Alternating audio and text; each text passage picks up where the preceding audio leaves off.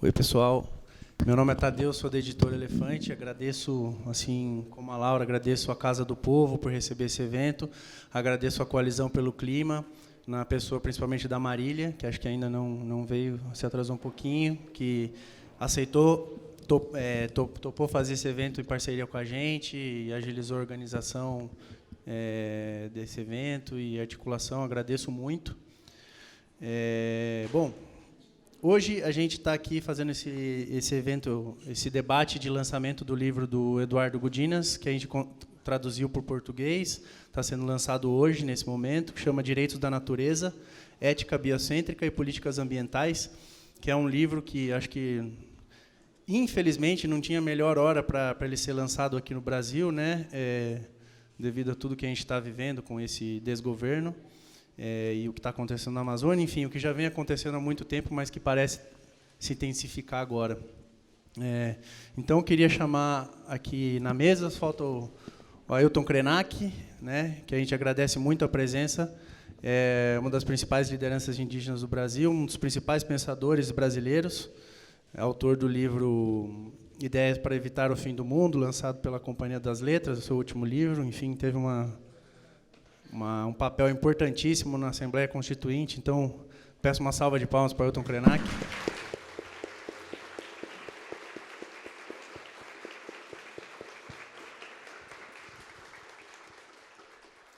Aí, na ponta esquerda, temos o Eduardo Gudinas, que é o autor do livro, né, que está sendo lançado hoje, sociólogo uruguaio, trabalha no Centro Latino-Americano de Ecologia Social, em Montevidéu, tem uma participação muito importante assessorando movimentos sociais latino-americanos em temas de desenvolvimento, de meio ambiente, teve uma participação importante assessorando também os assembleístas, os constituintes da Assembleia Constituinte do Equador, em 2008, que foi a primeira Constituição do mundo que instituiu os direitos da natureza, o bem viver e a plurinacionalidade em seu ordenamento constitucional. Então, também peço uma salva de palmas e um agradecimento para o Eduardo.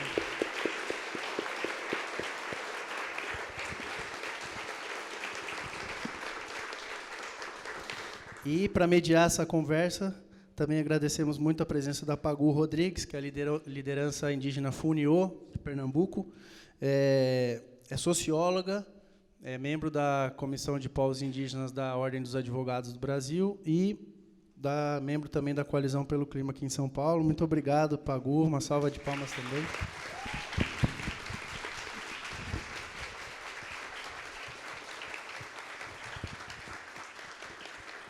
E é isso, gente. Bom debate para vocês. Passo a bola para a Pagu.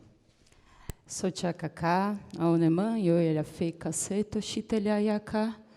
Yaiopo, Satuchalhaiacacê, Etodikenemana, Yoelhafeia, Toquetalhaiacá. Então, uma boa tarde a todo mundo, né? Agradecer aqui a presença de todos, mas, sobremaneira, aos meus parentes indígenas que estão aqui. É um prazer, né, poder mediar essa mesa com duas grandes lideranças aí nessa luta. E aí eu queria propor, então, para a gente começar com o Gudinas, depois o Ailton, uns 20 minutos de fala, pode ser? E aí a gente abre para as questões, tá? Então, vamos lá. Obrigado. Boa tarde a todos, a todas. Eu vou falar em espanhol, mas eu entendo português porque minha esposa, ela é casi gaúcha. Es de Río Grande do Sul, parte de su familia. Entonces, yo voy a hablar en español, devagado ¿es?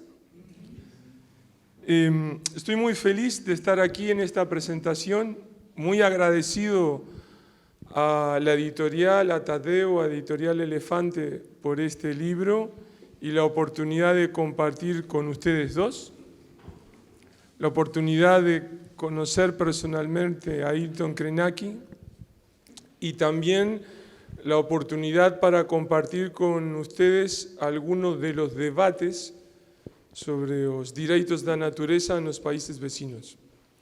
Yo acho que es un momento crítico para ello, como decía Tadeu.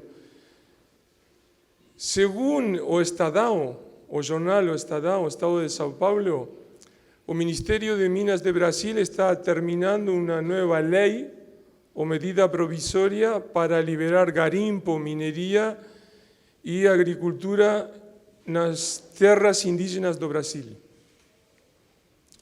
Y ese es un claro problema, una clara contradicción con los debates sobre derechos de la naturaleza.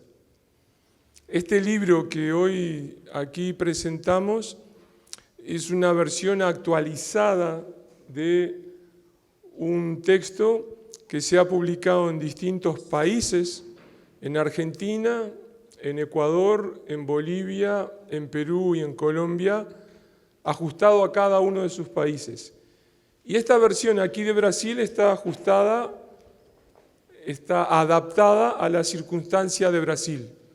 Por ejemplo, incluye referencias a las implicaciones que tiene un gobierno como el de Bolsonaro para construir políticas ambientales. ¿Qué ha sucedido en los países vecinos? ¿Cuál era la discusión en Perú, Bolivia o Ecuador? Era una discusión donde la naturaleza era vista como un sujeto, una contradicción, una manera distinta de pensar la relación de los seres humanos con el ambiente. Las visiones clásicas que imperan en todos los países consideran a la sociedad, a la comunidad humana, separada de la naturaleza. Y también separan las formas de pensar, de razonar, de las formas de sensibilidad o de afecto. Por diversos motivos, en los países andinos tomó momento político, había partidos políticos que discutían otras miradas sobre la naturaleza. Y en pleno debate constitucional, por ejemplo en Ecuador, 10 años atrás, fue posible introducir esos conceptos en la nueva Constitución. Y este es un cambio muy importante. No resuelve los problemas, porque así como nosotros venimos discutiendo sobre derechos humanos desde la Revolución Francesa y los derechos humanos se continúan violando, la misma dificultad se encuentra en los países que aprueban medidas de protección de los derechos de la naturaleza. No resuelve los problemas, pero da otras posibilidades para la práctica, para los movimientos sociales y para la discusión política. Unas circunstancias muy, pero muy diferentes. Ese es uno de los primeros puntos que quisiera que ustedes tuvieran en cuenta. El segundo punto, que yo creo que no siempre es entendido en el debate de Brasil, es que el reconocimiento de los derechos de la naturaleza en los países vecinos parte de entender a la naturaleza Pachamama o como ustedes deseen llamarla, parten de entenderla como un sujeto, no como un objeto. Porque buena parte del debate académico que hay en Brasil sobre derechos de la naturaleza dialoga, responde a un debate académico del hemisferio norte, y sobre todo en inglés o en alemán. Mientras la idea de derechos de la naturaleza de América del Sur no partió específicamente de un debate académico, sino que partió de tomar algunos elementos de cosmovisiones indígenas, de cosmovisiones de otros grupos, de cómo se relacionan entre ellos y con el ambiente. Estas dos miradas siguen presentes en el día de hoy. Por ejemplo, en Colombia, la Corte Constitucional aprobó los derechos de la naturaleza de la Amazonía. Imaginen ustedes que el Tribunal Superior aquí en Brasil aprueba los derechos de la naturaleza de la Amazonía bajo gobierno Bolsonaro. Imaginen eso. Bueno, ellos aprobaron. Pero en Colombia, la discusión de los jueces, de los juristas, era una discusión europea. No había ninguna referencia a cosmovisiones indígenas de los propios pueblos indígenas de Colombia. Entonces, creo que esa es la segunda particularidad de lo que ha sucedido en estos últimos años. Este es uno de los pocos temas que es solamente latinoamericano. No puede ser copiado ni traducido a otros debates de otros movimientos sociales o otras disputas académicas.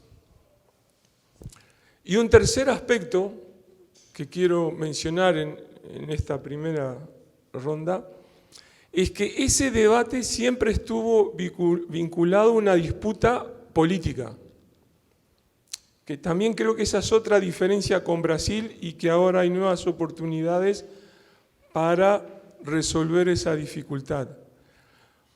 Porque en países como en Bolivia, Ecuador, incluso en Perú, había disputas de los partidos políticos que se autodefinían como de izquierda, donde algunos de sus principales actores tenían una visión ambiental de este tipo, una visión ambiental biocéntrica, y lograron introducir esa discusión dentro de las disputas políticos partidarias.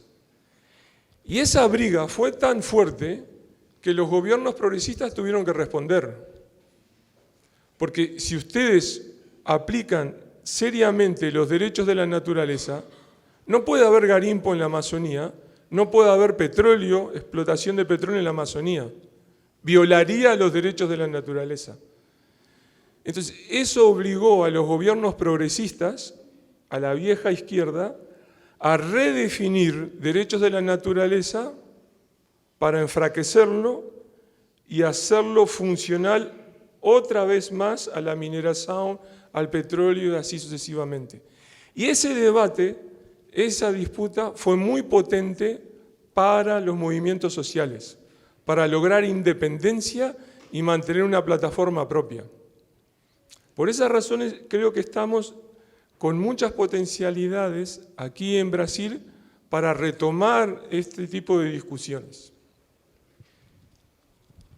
Obrigada, Godinez. Eu vou passar para o Ailton.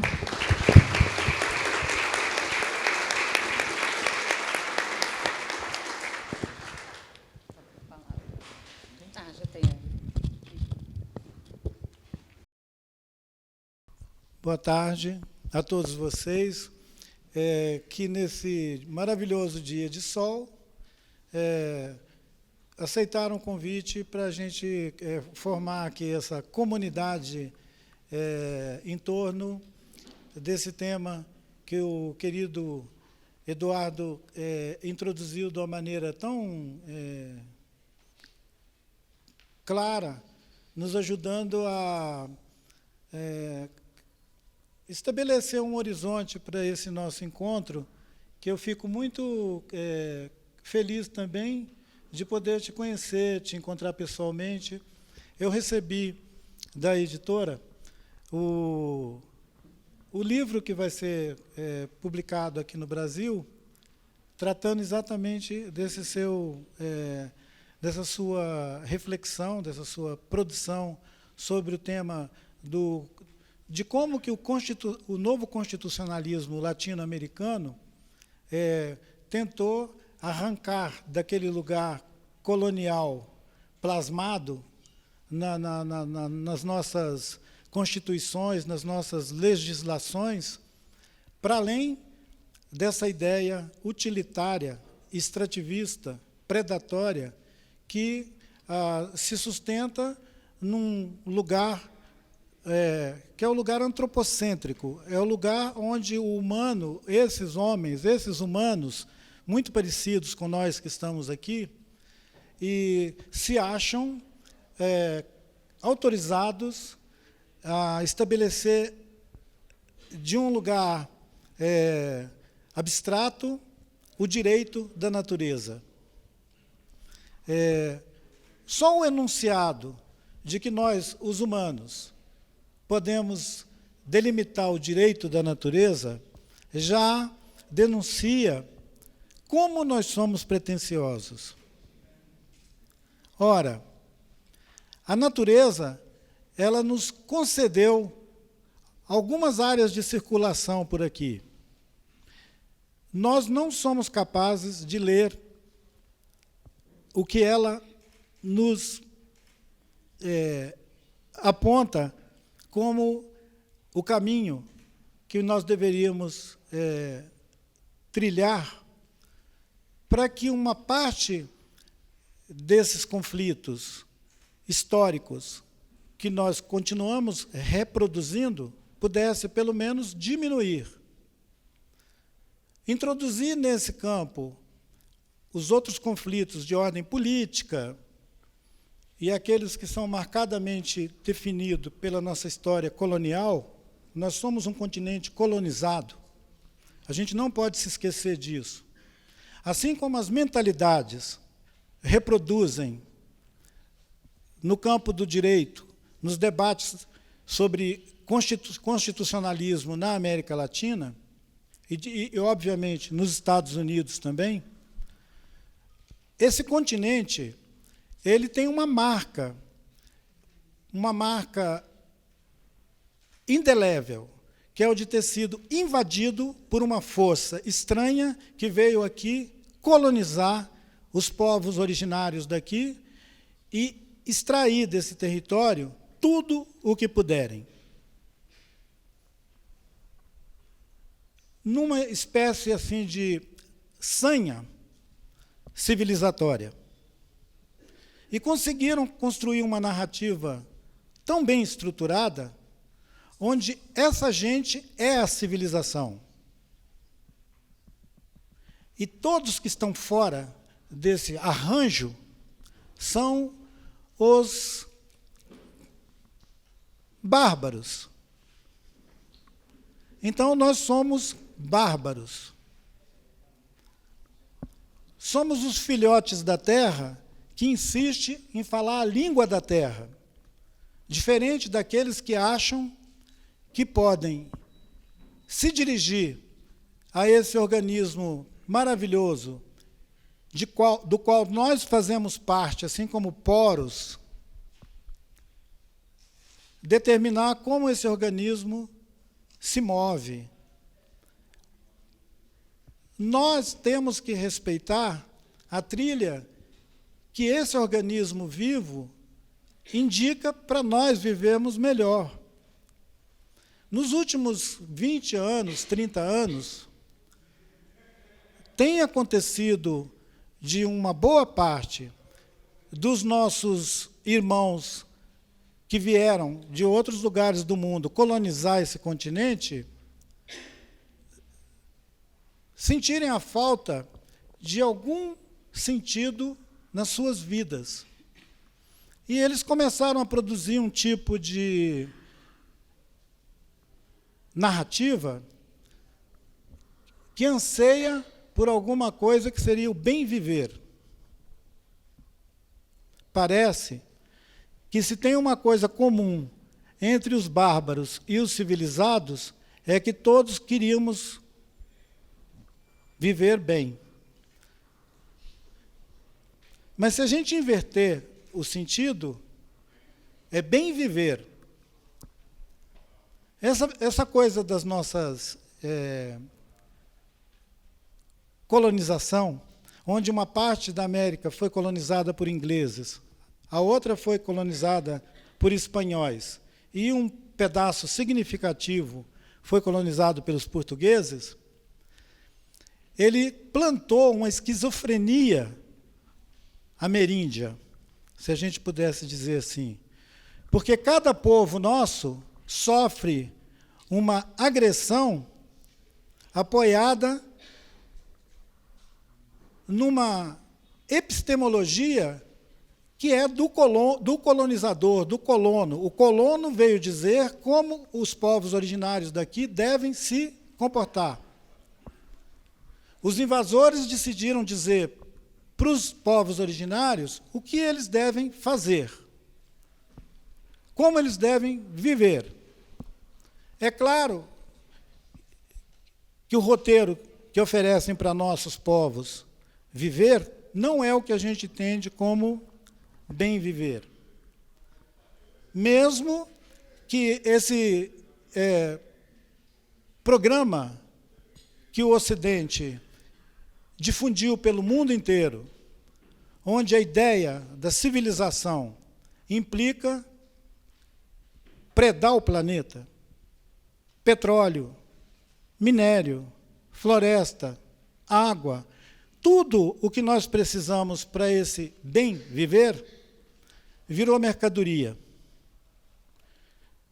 É como se a mercadoria se tivesse se constituído numa espécie assim de um totem, que todo mundo dança ao redor desse totem da mercadoria, demonstrando a sua devoção a essa produção do capitalismo, que a nossa amiga Sueli Ronick diz que a única coisa que ele faz é cafetinar o desejo das pessoas incautas. Quem anda de bobeira vira robô do capitalismo. Ele vai consumir, ele vai demandar, ele vai querer indústrias, ele vai querer fábricas, ele vai querer cada vez mais cidades. Esses monumentos ao concreto e ao ferro, em que se tornaram os grandes centros urbanos do planeta. É como se nós estivéssemos, ao mesmo tempo, acendendo uma vela para alguma entidade que a gente acha que é muito bacana e uma outra para a entidade que a gente acha uma provocação contra o nosso sentido de estar vivo e de propiciar a reprodução da vida em sentido pleno. Não como consumidores.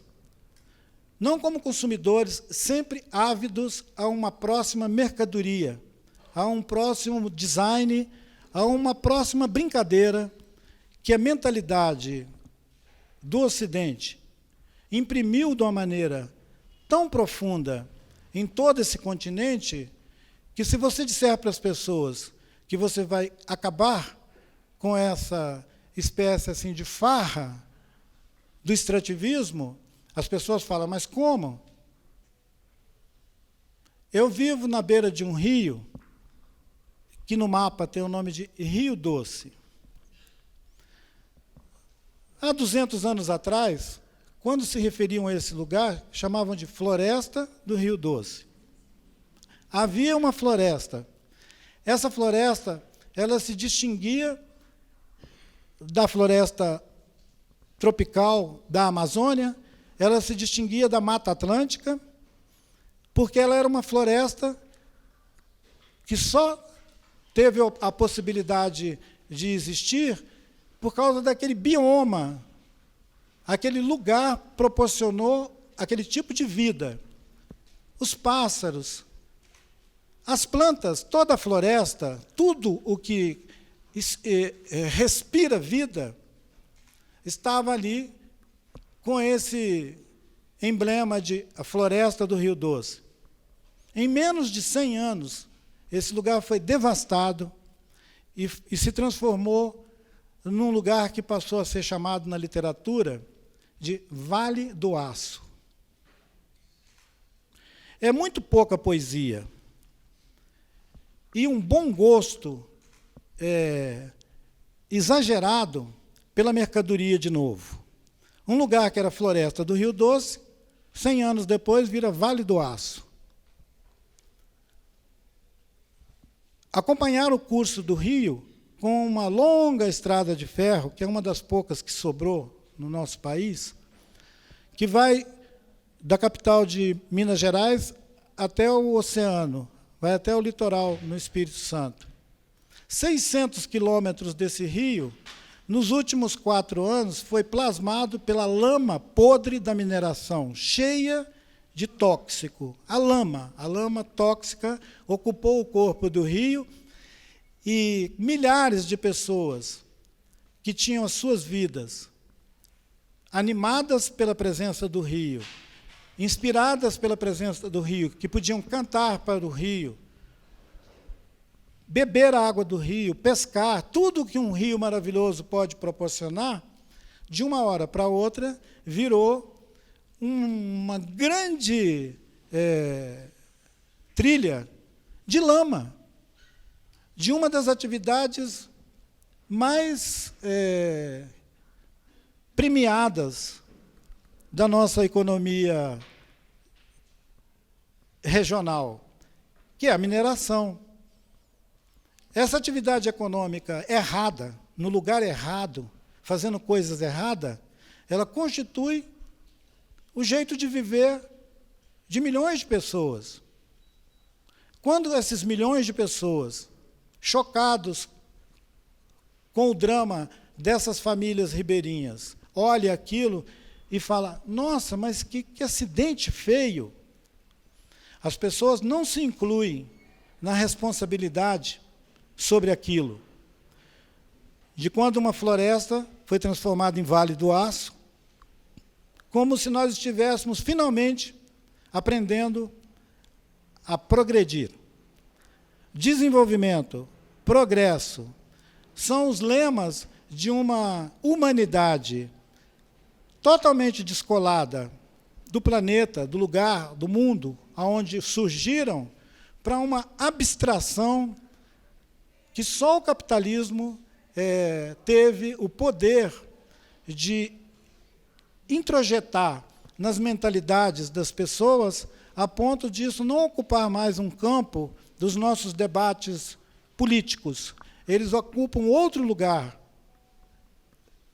que é a nossa subjetividade. Quem dera que nós ainda estivéssemos no campo da política, onde a gente pudesse fazer um debate político sobre as escolhas que nós queremos. Faz muito tempo que isso já passou. A grande maioria das pessoas, a grande mesmo, quase uma unanimidade, estão com as suas subjetividades, com seus desejos determinados já. Uma criança nasce para consumir. As crianças de Nova York, de Singapura, de São Paulo, nascem para consumir. Uma longa genealogia de gente aprendeu e transmitiu uma tradição de consumir para os seus filhos. Então, nós estamos mesmo, talvez, aí na, sei lá, 15ª geração, de gente que não saberia tirar da terra o seu alimento, tirar da terra o seu remédio. Ele pensa que o alimento dele está no supermercado e que o remédio dele está na farmácia. Então, configuraram um mundo de farmácias, supermercados, hospitais, cadeias e manicômios, que parece que é o sonho dessa humanidade zumbi que renunciou à vida em favor da mercadoria. Esse fantástico totem que os civilizados dançam ao redor dele, enquanto olham para os povos ameríndios, para os povos originários daqui, como se nós fôssemos atrasados. A gente não produz mercadoria. Então, parece que a irritação do mundo do capitalismo com a existência de um pensamento dos povos indígenas que querem ouvir o que a Mãe Terra está falando, olhar a montanha e ouvir a montanha, não tem ouvidos para isso. De novo, nós estamos aqui, nessa Casa do Povo, que é um lugar maravilhoso porque acolhe essa diversidade toda, essa pluralidade de ideias. Eu sempre saúdo essa casa por isso. Longa vida para a Casa do Povo. Muito obrigado, pessoal.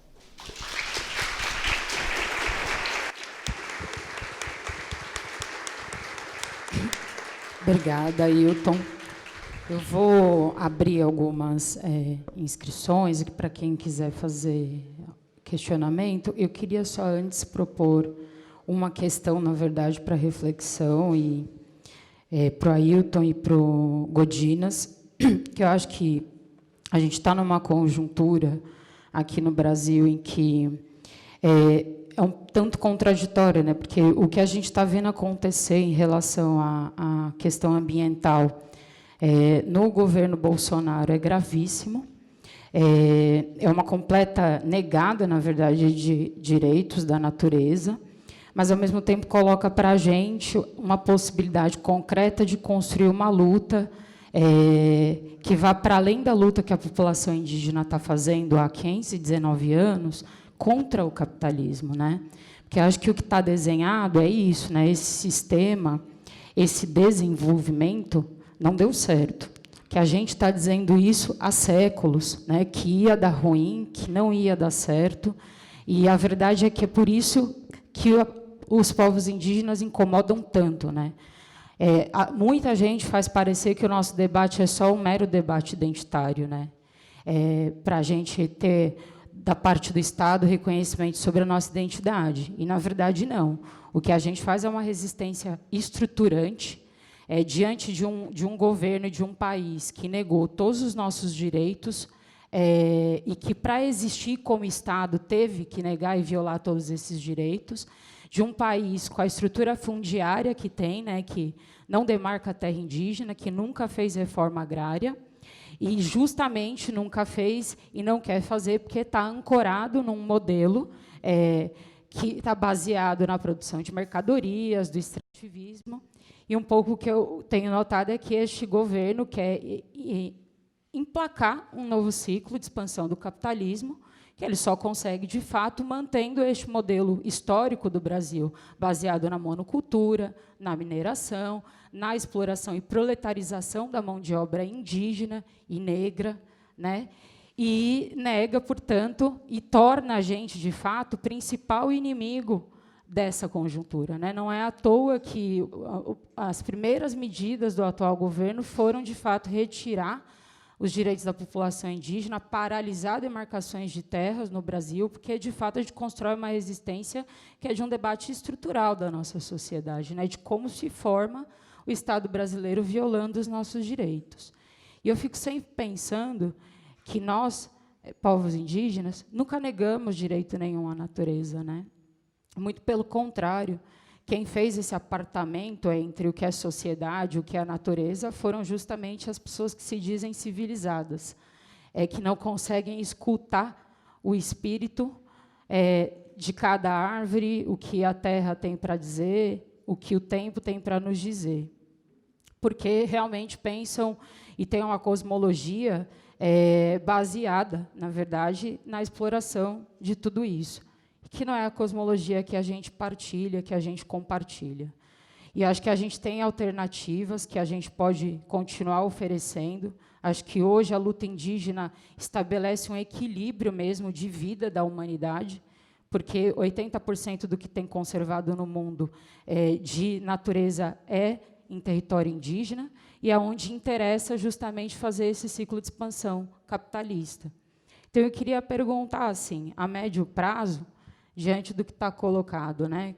O que você nos propõe, além, eu acho que só de reformas institucionais do Estado, e para o Ailton, né, que escreveu Como Enfrentaremos o Fim do Mundo a longo prazo, o que a gente pode fazer, e acho que muito baseado na luta e resistência que a gente tem construído no Brasil. Acho que é isso. Eu vou abrir, aí eu só vou pedir, porque eu acho que o microfone não alcança. Então, se quiser fazer pergunta, para vir aqui na frente, de 2 minutinhos, 3 minutinhos no máximo de fala, pode ser? Sim, vocês preferem responder agora ou eu já posso abrir ali? Agora? Tá bom. Eu voy a contestar a ti y también tomar algunas de las palabras de Ailton. Cuando él decía, por ejemplo, colonialidad sobre cómo entender la naturaleza. Los derechos de la naturaleza quiebran esa colonialidad en varios aspectos cotidianos que muchos de ustedes asumen como correctos. Por ejemplo, desde el punto de vista de la economía, asumir de que la naturaleza esencialmente se valora como recursos naturales, con un valor económico. El problema para los pueblos indígenas o para comunidades de camponeses, que cuando ellos valoran naturaleza por medios no económicos, ese lenguaje no económico no es entendido ni comprendido por el poder, por las empresas, por la academia, por las universidades. Entonces, los movimientos sociales tienen que traducir sus demandas en dinero para poder tener alguna capacidad de, por ejemplo, proteger un bosque, proteger una montaña. Lo mismo sucede con la ética antropocéntrica que dice Ailton. Los derechos de la naturaleza rompen con la ética antropocéntrica, pero como son visiones que aceptan y defienden múltiples valores, entienden que hay algunas personas que solo comprenden la valoración económica. Esa es su fortaleza y su debilidad. Quiero rescatar valoraciones históricas, religiosas, estéticas, y hay algunos que solo valoran lo económico. Este tipo de elementos, uno por uno, alumbran las alternativas. Y las alternativas no sé si son lo que ustedes esperan, porque los derechos de la naturaleza no son fáciles porque implican romper con ese antropocentrismo que todos ustedes participan, donde participan también muchas comunidades de pueblos indígenas, porque aceptan, por ejemplo, una compensación económica de la petrolera o del agronegocio. Entonces, los derechos de la naturaleza cruzan toda la sociedad y como valoran distinto, es una ruptura con el capitalismo, pero es una ruptura también con el socialismo, porque el socialismo tradicional solo acepta el valor desde el trabajo humano. Es por eso que una parte de la polémica de las luchas en los países andinos no es siempre entendida desde fuera, porque esas demandas siempre fueron postsocialistas y postcapitalistas. Querían ir más allá del desarrollo. El tema es cómo lo hago, tu pregunta. Esta es la importancia de la experiencia de Ecuador. Es cómo estar aún dentro de lo moderno, de lo convencional, pero abrir puertas, ventanas para las alternativas, porque sigo estando en un mundo antropocéntrico. La gran fortaleza que tiene la Constitución ecuatoriana, y por eso ha sido tan combatida, es que permite a esos dos mundos dialogar para generar alternativas de salida. La Constitución ecuatoriana tiene derechos al ambiente y a la calidad de vida como la Constitución de Brasil. Y ahí ya van a actuar los que siguen siendo antropocéntricos. Y a la vez, en paralelo, tiene derechos de la naturaleza para personas que, como Ailton Krenak, puedan defender una montaña que no tiene ningún valor económico para nadie. O tú puedas defender una especie que es fea e inútil y no sirve para ninguna empresa. Ese es el punto de frontera de los derechos de la naturaleza. Y ahí están las alternativas precisas de política. Muito obrigada. Ailton, você quer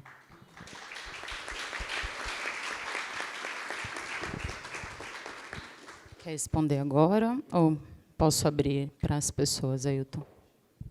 Posso? Então tá bom. Alguém quer?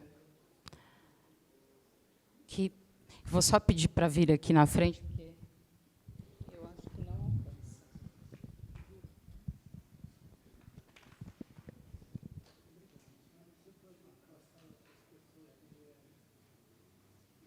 Eles vão fazer perguntas. Sim. E vamos a contar várias. Vamos abrir para conversar. Sim, sim, sim.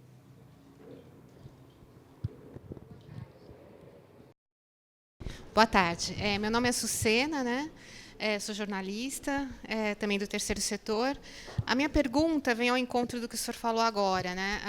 O direito da natureza, né, tem um propósito. Só que a gente está vendo agora, por exemplo, muitas mudanças no governo do próprio Equador, do Peru, né, que são ao contrário do que a Constituição, em tese, está pregoando, né? E como no Brasil também.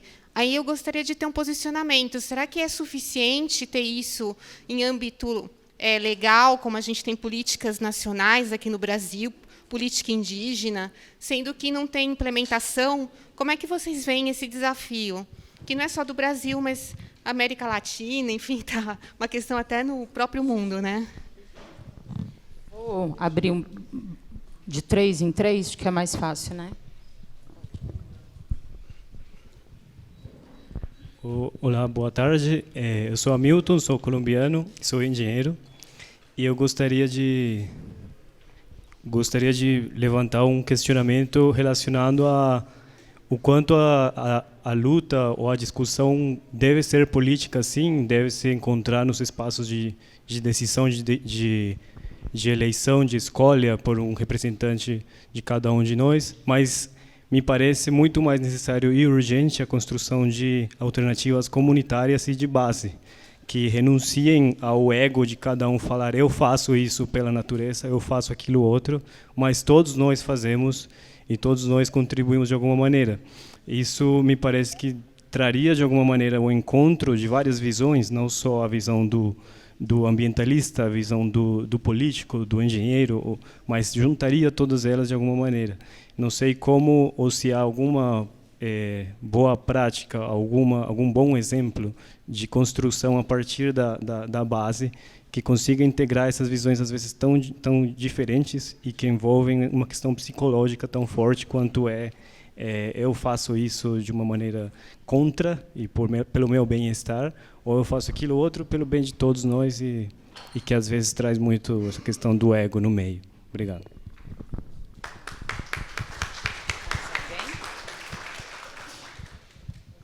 É Giovana.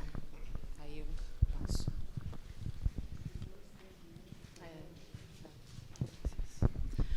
Boa tarde. Eu queria perguntar que opinam vocês, dentro do contexto da luta política, ¿no? Y el cuidado del medio ambiente, el papel que juega el tema, por ejemplo, de la descolonización, ¿no? Porque en Bolivia tenemos una ley, ¿no?, para el bem viver, mas na prática está difícil de ser implementada, porém também tem um Ministério de Descolonização, né, que vai fazendo umas transformações mais estruturais, e, por outro lado, também o tema de los países ser plurinacionais. Como afetam isso estruturalmente para essa defesa do meio ambiente, para essa luta política?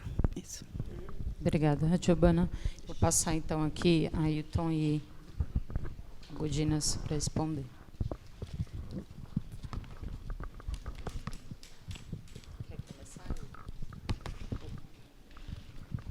Você, e aí eu acho que depois o professor. Essas três questões, elas têm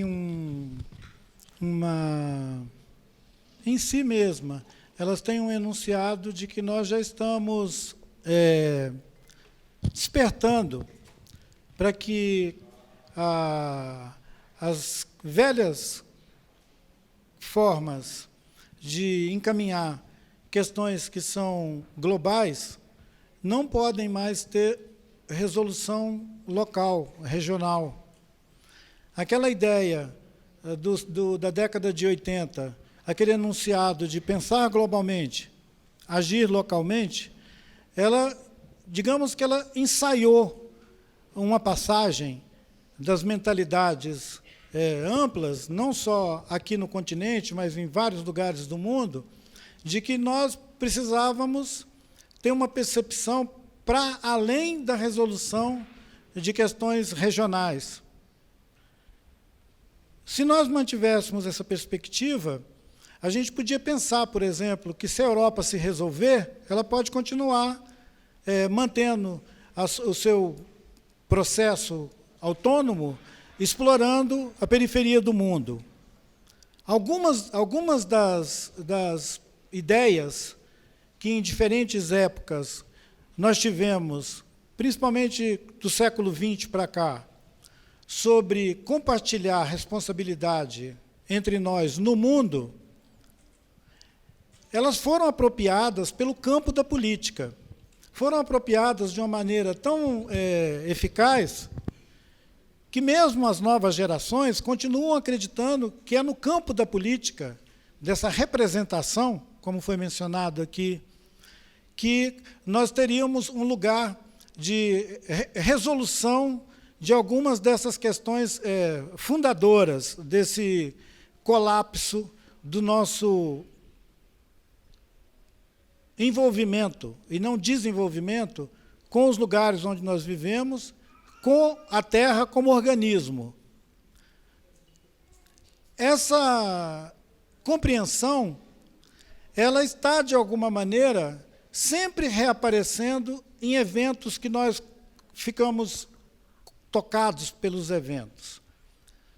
Eu soube que existe uma reação contra a iniciativa dos jovens e adolescentes na Europa de denunciar que o sistema de governança global, feito pelas velhas e hierárquicas categorias políticas, faliu. E que aquelas crianças estão perguntando para o mundo adulto: como vocês tiveram a coragem de nos legar uma herança tão miserável? Se milhões de crianças estão perguntando isso, isso deixa de ser uma questão de ego e passa a ser uma questão quase que de uma epidemia.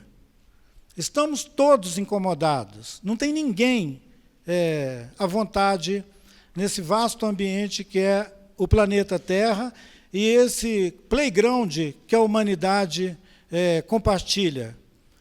Quando alguma pessoa inspirada põe em questão o fluxo de mercadoria e de ideias, acaba se expondo à condição do que aconteceu com o movimento adolescente na Europa, quer dizer, não, são crianças, não sabem o que estão falando ou são manipulados. Aqui também nós experimentamos isso. Quando botamos em questão essa lógica irracional ou extremamente racional de comer o planeta pelas beiradas, nós aparecemos como pessoas que não estão sabendo da complexidade que é o mundo, as políticas, a população do planeta. É claro que nós sabemos que nós já passamos do limite, inclusive como densidade de população no planeta. Se vocês quiserem, em algum momento, estender essa conversa para além desse comentário, eu aceito.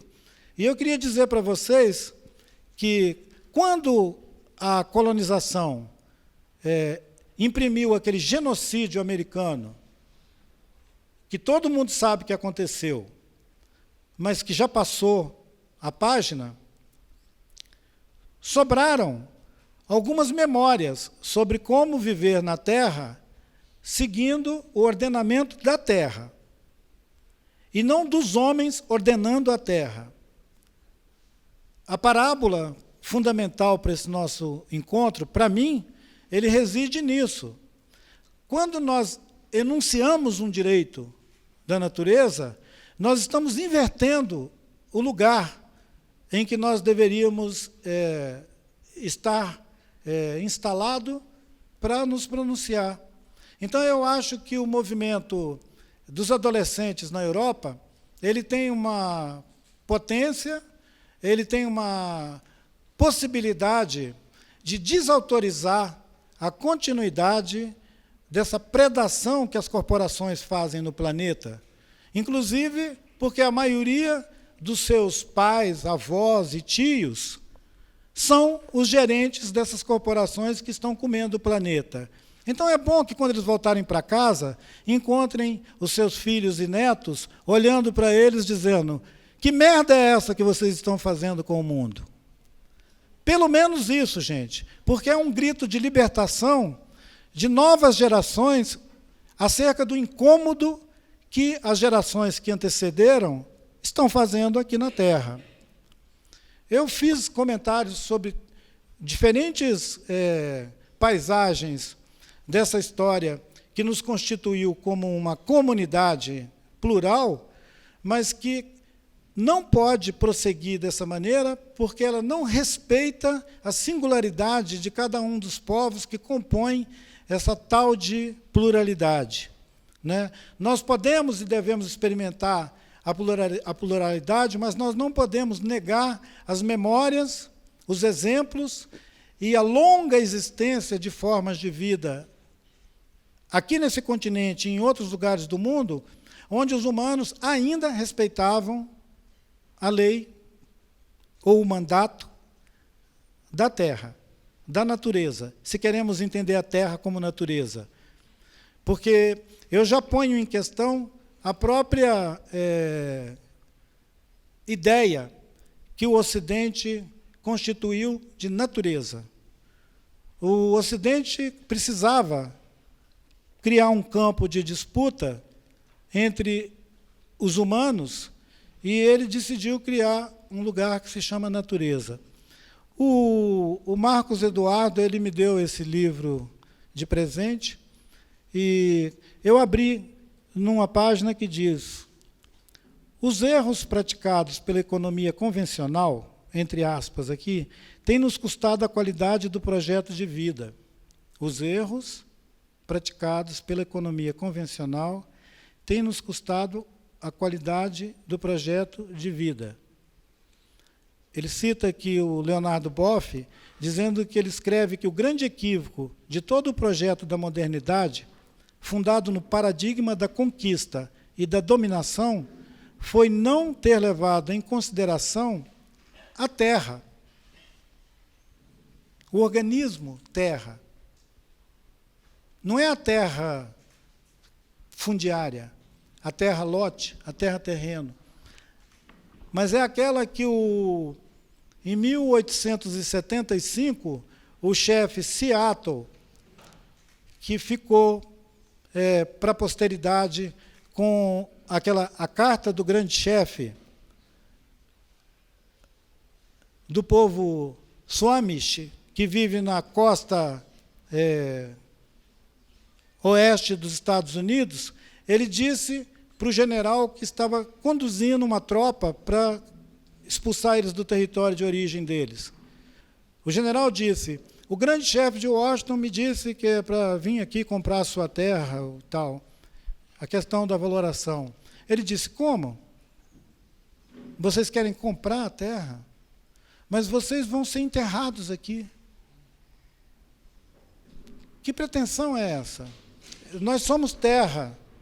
O Seattle mostrou o corpo e disse: você é feito de terra, eu sou feito de terra.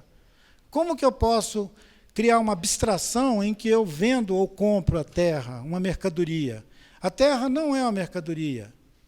A terra, aqui vem o sentido de Pachamama que os nossos parentes andinos imprimem, que é: a terra é a nossa mãe. Não tem como vender um pedaço da nossa mãe para você. Essa carta é longa. Quem não conhece essa carta, que já está bem antiga, de 1875, ela deve ser anterior à maior parte das constituições americanas ou latino-americanas. Um chefe Squamish disse tudo que tinha que ser dito sobre o equívoco civilizatório de se apropriar da terra como um recurso. A construção de uma ideia de natureza, ela serve para isso. Ela serve para dar oportunidade para um sujeito chegar para você e falar: você quer me vender um pedaço da natureza? A natureza, como é constituída no debate epistemológico do Ocidente, ele é fundada no equívoco. Não existe essa natureza. Isso é uma criação do desejo capitalista de ter uma mercadoria para explorar e para manipular. Eu sei que tem muita gente que fala da natureza como um sentido elevado. Transcende dessa coisa de um bem que você pode negociar. Mas vocês podem acreditar que a lógica dessa civilização que nós todos estamos atolados nela é de que a natureza é mercadoria. Oceano é mercadoria, floresta é mercadoria. Então, como nós vamos romper com esse paradigma ocidental de que a natureza é mercadoria?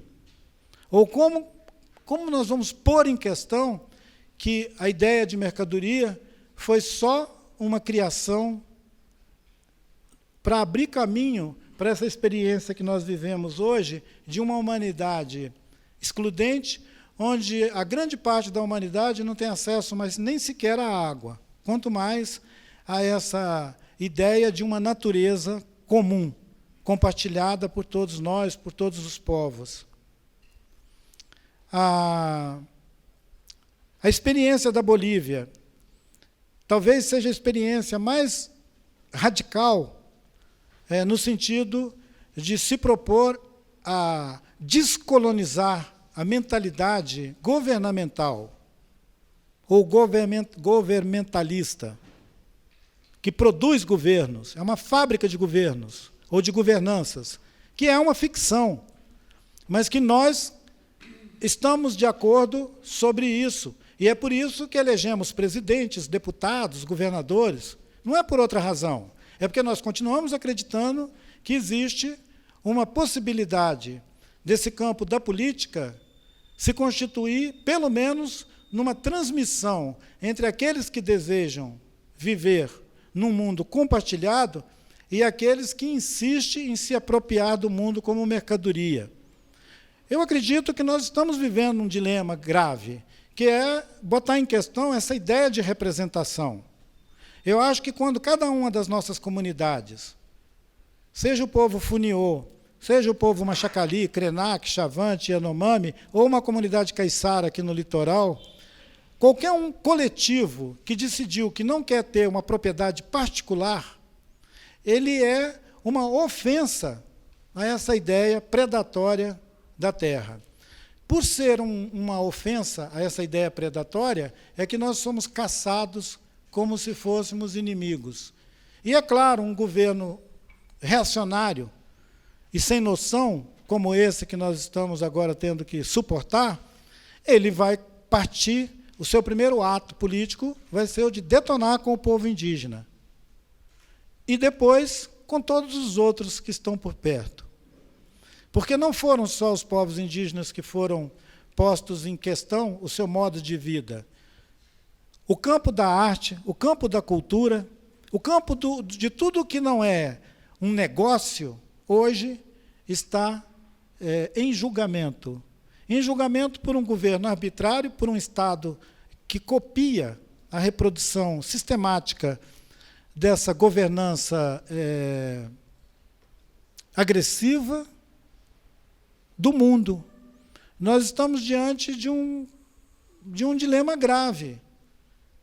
Não é só aqui na América Latina e não é só na Europa. Nós estamos diante de um dilema que a ideia de constituir nações, constituir países e ter governos, ela está se mostrando falida.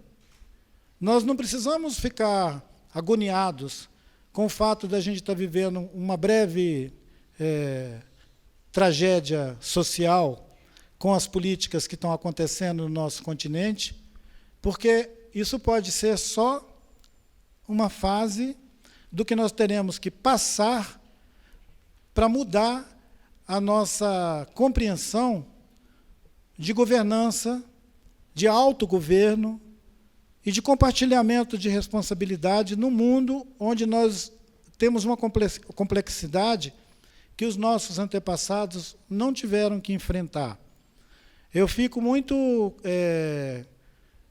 feliz de estar podendo compartilhar com vocês todos, tendo a obra do Eduardo como uma guia que instala esse debate sobre o direito da natureza, não na perspectiva de nós concedermos direitos, outorga à natureza, mas no sentido de abrir uma perspectiva, abrir uma janela nesse muro, fazer um buraco no muro, para a gente olhar do outro lado, se é possível a gente estabelecer relações entre os nossos povos sem a entidade do Estado determinando como a gente vive, que direitos que nós temos.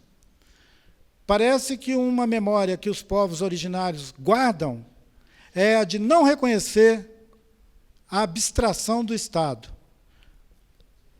Já leram alguns de vocês uma obra que se chama A Sociedade contra o Estado? Então, não é uma invenção minha.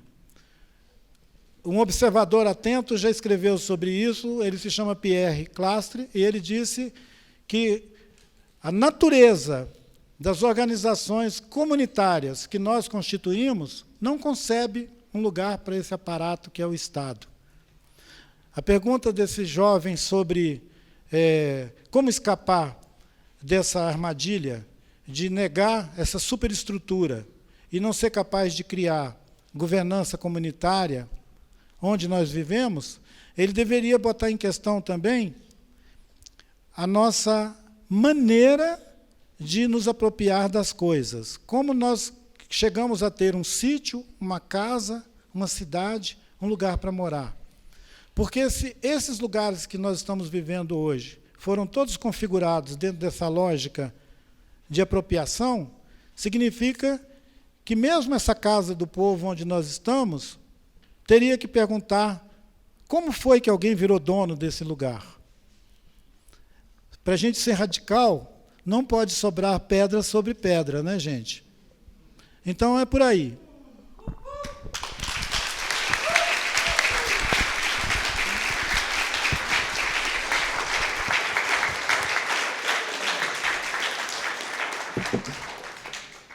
Bien, sobre las preguntas. Por cierto que en estos días hay problemas en Ecuador y Perú. Bolivia está a las puertas de una nueva elección y lo mismo ocurre en Argentina. En esos países, como en Brasil, el marco constitucional y el marco legal no resuelve los problemas. Pero así como en esos países se violan, por ejemplo, derechos humanos, no habría que por eso dejar de defender a los derechos humanos. Entonces la dificultad no está en el reconocimiento de esos derechos. Por lo tanto, utilizar la imagen de que en Ecuador o en Colombia no se cumplen los derechos de la naturaleza es correcta, pero eso no anula la relevancia de los derechos de la naturaleza. El problema, para hacer un análisis serio de coyuntura, es ¿por qué se toleran las violaciones? El problema es, aunque ustedes no acepten los derechos de la naturaleza, ¿por qué se toleran las violaciones de los derechos humanos sin una fuerte reacción ciudadana? Ahí está la dificultad. El marco legal y el marco constitucional va a ser tan fuerte, tan rígido, tan exigente como ustedes quieran. Entonces, para el observador de afuera, no es tanto la sorpresa de lo que sucede en Ecuador hoy, sino porque Brasil, que lidera los asesinatos de lideranzas defensoras del ambiente, que son asesinadas, ¿por qué no hay una fuerte reacción social? ¿Por qué no están paralizadas Río de Janeiro, Sao Paulo y Brasilia cuando eso sucede? ¿Por qué un ministro no debe ir al Congreso a dar explicaciones? ¿Y por qué no cae un gobierno por eso? Entonces, es eso a las alternativas a que apuntan. Entonces, tú preguntas, las alternativas locales son muy importantes, iluminan cambios, iluminan otros senderos. Reitero, son muy importantes, pero son insuficientes. Hay miles de alternativas locales, las mayorías urbanas siguen promoviendo otra cultura y otras votaciones en las elecciones. Entonces, la sola acumulación de alternativas, si ustedes no lo transforman en un cambio político que apunte a esas raíces profundas de por qué el brasilero acepta el asesinato y la violencia, son siempre insuficientes. Y ese es el drama de Bolivia. Entonces, Bolivia tiene, sí, su esfuerzo plurinacional, que fracasó en la reforma del Estado y fracasó en la reforma judicial. Después del plano agrícola del gobierno Lula y del gobierno Dilma de subsidios al agronegocio, el plan de subsidios a los extractivismos más grande que había en América del Sur era de Evo Morales para subsidiar a las petroleras 3.500 millones de dólares en Bolivia, un país que debe tener la economía tal vez de Mato Grosso, de Río Grande do Sul. 3.500 millones de dólares del gobierno para subsidiar a las petroleras. Entonces, son estas a las alternativas a las que yo me refiero. No es un problema de dinero, que el Estado no tiene dinero y por eso tiene que ser extractivista. Es al revés. En cada país que se analizan las cuentas del Estado, el gobierno central financia parte de los extractivismos. ¿Y por qué no puede financiar alternativas? Por ejemplo, a gran escala de agroecología, a gran escala forestales, si ya están los ejemplos de las alternativas locales que funcionan. Es solo transferirlas a la escala nacional. Entonces, el debate de los otros países siempre tiene puesto parte del corazón en el cambio cultural y del espíritu, pero tiene parte del corazón es cómo hago una alternativa concreta, viable, para que la gente me entienda y se adhiera, la apoye y la promueva. Porque si no vamos a estar años y años haciendo seminarios, yo voy a estar publicando libros y sin ningún éxito. Entonces, ¿cómo cambiar la estructura? ¿Cómo salir de forma viable para el que mira o globo entienda que hay una opción fuera del desarrollo y se anime a ensayarla? Es esa la potencialidad del debate en estos años de los otros países.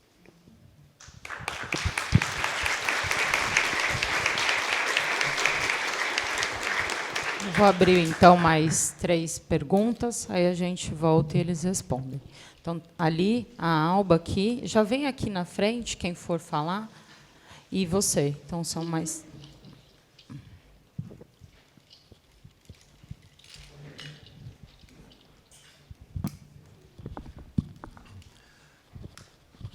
Boa tarde, pessoal. Sou José Prata, Coletivo Curupira, Brasil pelas Florestas e Chega de Agrotóxicos.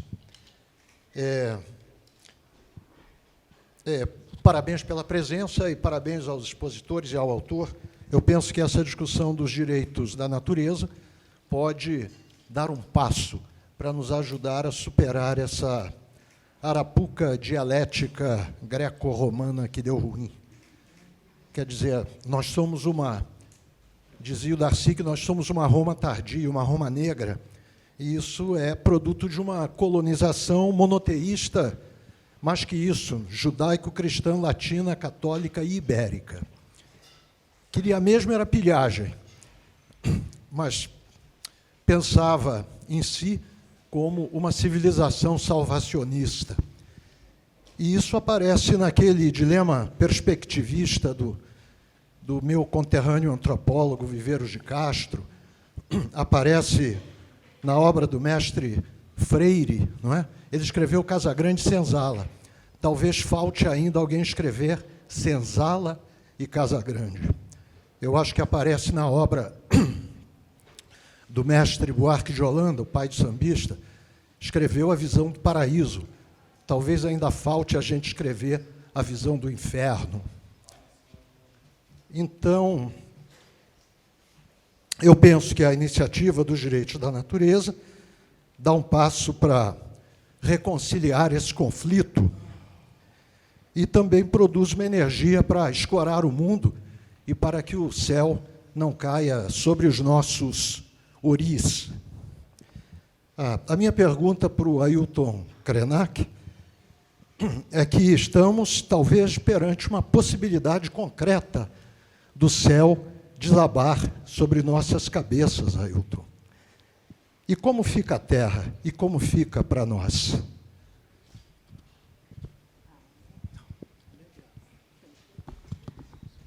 Água, né?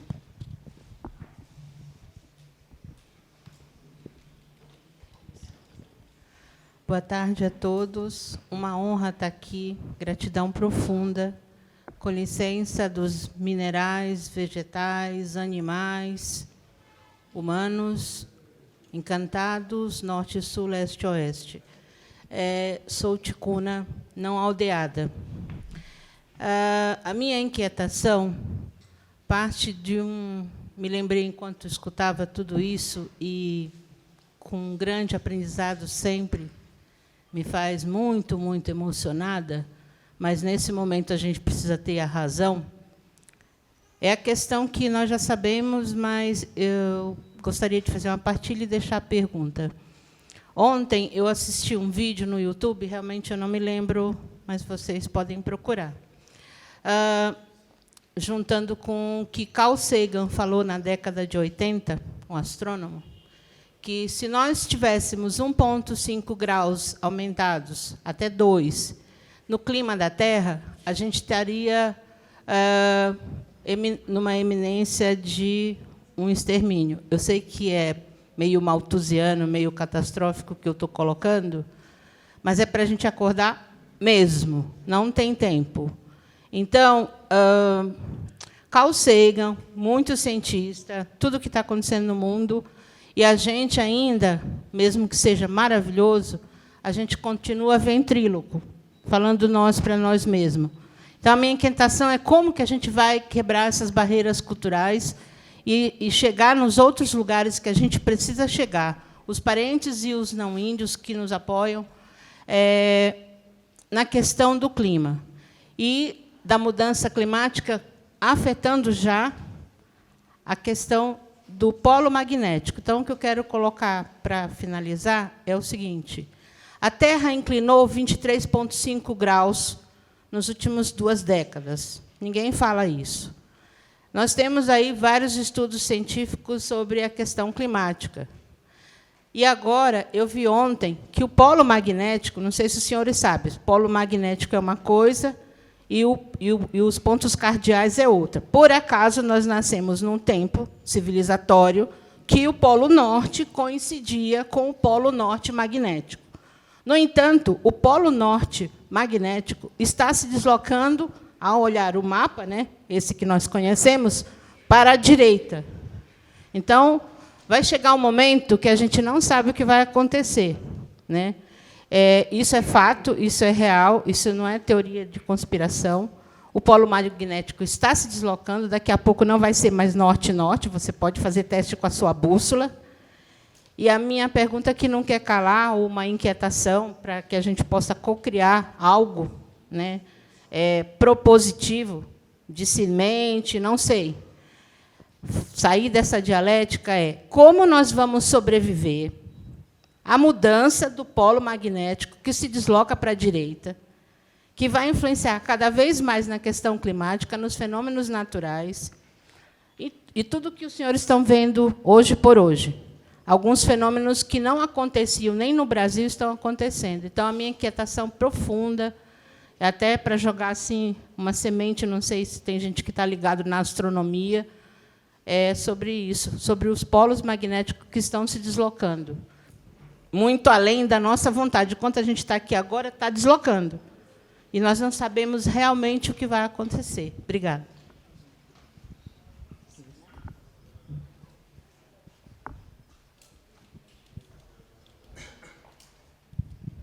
Boa tarde, boa tarde. Eu acho que eu tenho uma pergunta, mas como um comentário também, alguma coisa para deixar, porque eu vejo nas falas das pessoas aqui, nas falas de outros locais de discussão que eu tive, que um dos nossos maiores problemas é que nós sabemos também que as coisas estão ruins, estão acontecendo, o que está acontecendo, mas mesmo as pessoas dentro daqui que já são meio que convertidas quanto ao assunto, é difícil às vezes passar da criação que você teve.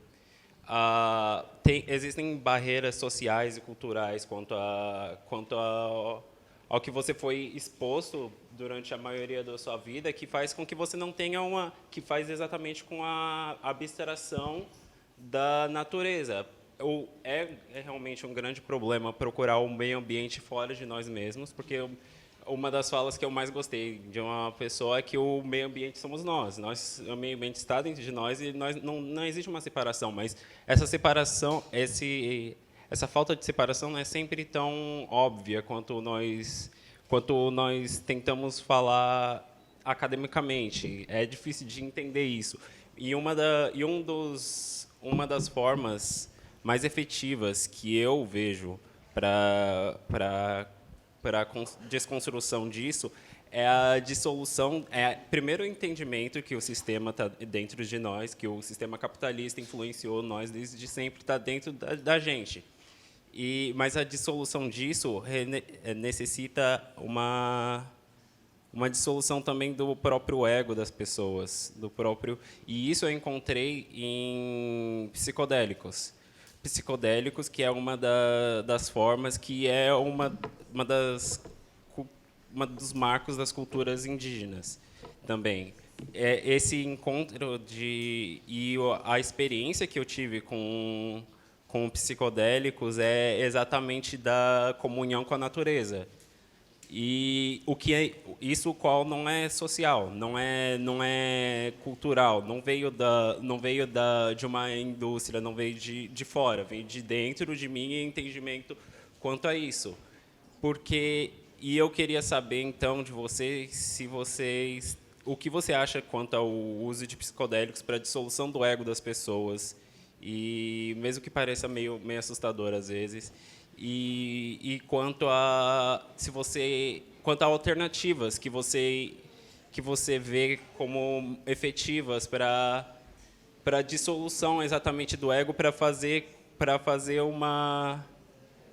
conseguir fazer o entendimento passar para as pessoas, passar por essas barreiras culturais e sociais que nós temos, quanto à comunhão com a própria natureza. Porque nós podemos chegar e dizer, ok, é uma coisa chegar e dizer, ok, a natureza somos nós fazemos parte da natureza, mas quando nós estamos pisando no concreto aqui, quando nós saímos e voltamos para nossas casas, ligamos a televisão e passamos, é difícil encontrar essa conexão com a natureza. E será que você vê melhores formas de fazer essa mensagem passar para as outras pessoas?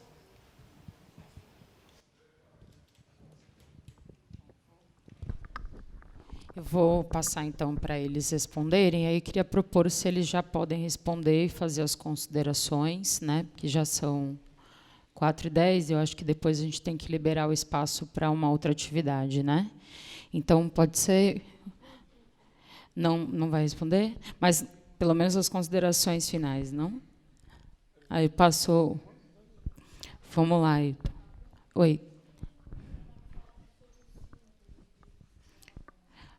Sobre o sino do que vai acontecer amanhã, pela Amazônia.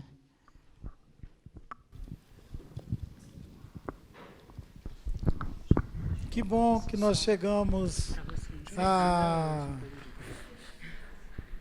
sair da atmosfera, digamos assim, da Terra e olhar ela de cima e ver os seus polos. Eu acredito que esse é um sinal de que o nosso encontro foi um bom encontro. Quando nós temos duas questões dirigidas, a minha e ao Eduardo, que transcende do campo, digamos assim, ordinário da política e nos põe a refletir sobre a emergência que a Terra está demandando para nós, os humanos. Invertendo o polo, eu acho que isso é muito bom.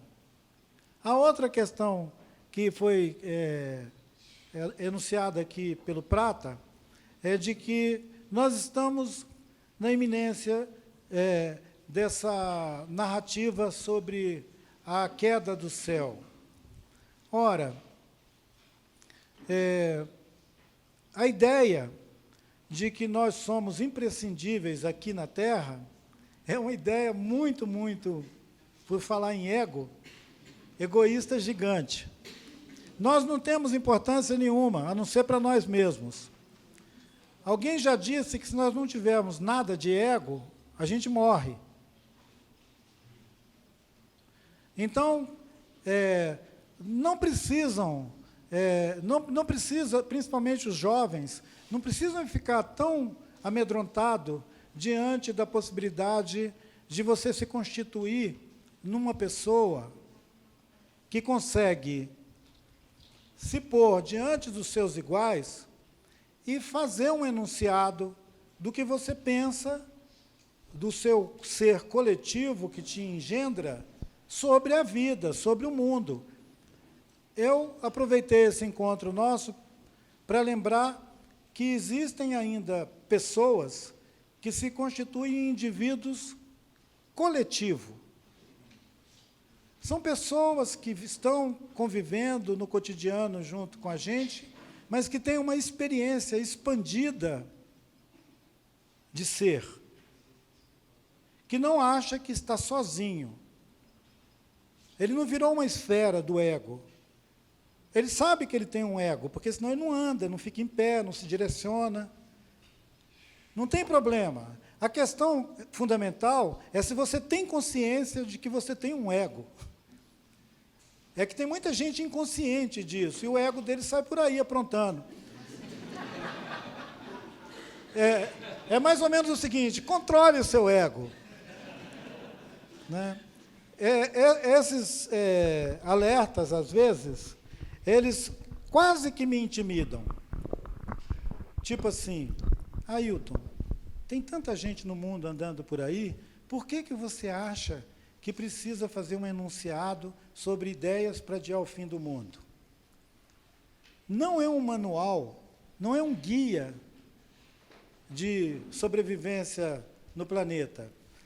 É uma provocação para tirar a gente dessa cômoda situação de apenas constatar que nós estamos entrando pelo cano.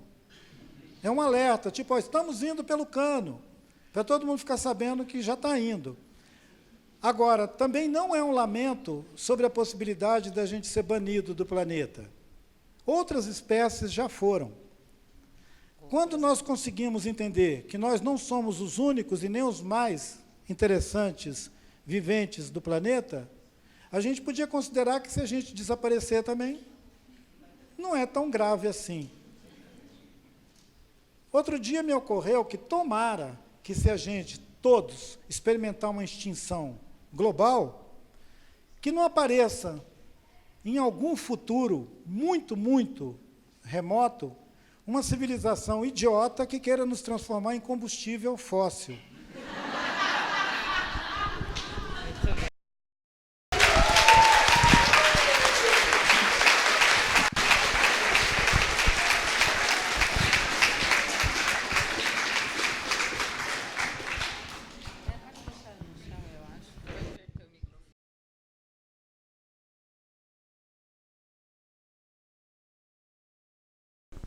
Y aprovechando su pregunta sobre el sínodo de la Amazonía. El sínodo de la Amazonía y Laudato Si de Francisco es un ejemplo de intentos de iniciar una ética biocéntrica desde el pensamiento occidental. Hay muchos intentos similares en marcha en muchos lugares. Entonces, la transformación, la transición, la apertura a lo biocéntrico no es solo propio del mundo indígena o de algunos indígenas, también las pueden hacer los no indígenas. Y Laudato Si es un ejemplo, está casi en la puerta de hacer ese cambio. No lo hizo, pero está casi en la puerta. Y recupera una tradición occidental que siempre fue contraria a todo el largo discurso de la primera comentario de lo griego, romano, judío, etcétera, etcétera. Porque si ustedes tienen presente la postura de San Francisco de Asís al final de la Edad Media, cuando San Francisco decía, en cada huerto, en cada cultivo de cada iglesia, la mitad es para los hermanos, la otra mitad debe dejarse sin tocar, sin laborar, porque es para las formigas, y para las aves, para los pájaros. Fue el primer agroecólogo. Fue el primer agroecólogo al final de la Edad Media. Entonces, en toda la tradición occidental ha habido intentos de esa ruptura, pero todos fueron sistemáticamente cerrados, una y otra vez. No podemos volver a cerrar esos intentos, porque si yo tomo tu metáfora, Ayrton, incluso si se extingue el último humano, el problema es que de acá hasta que se extinga el último humano, va a ocasionar la extinción y desaparición de muchos paisajes, ecosistemas y especies. Va a dejar un rastro de destrucción muy grande. Entonces hay un sentido de urgencia que no existía antes. Y por eso es necesario, y estoy muy agradecido por este tipo de debates, por esta vinculación entre lo local, lo nacional de Brasil y la mirada global, por ejemplo, del cambio climático. Muchas gracias a todos. Queria agradecer mais uma vez ao Ayrton, ao Eduardo Godinas, agradecer a todo mundo que veio. Acho que a gente segue nesse diálogo aí até o fim do mundo, né? Tá muito bem. Até mais, obrigada.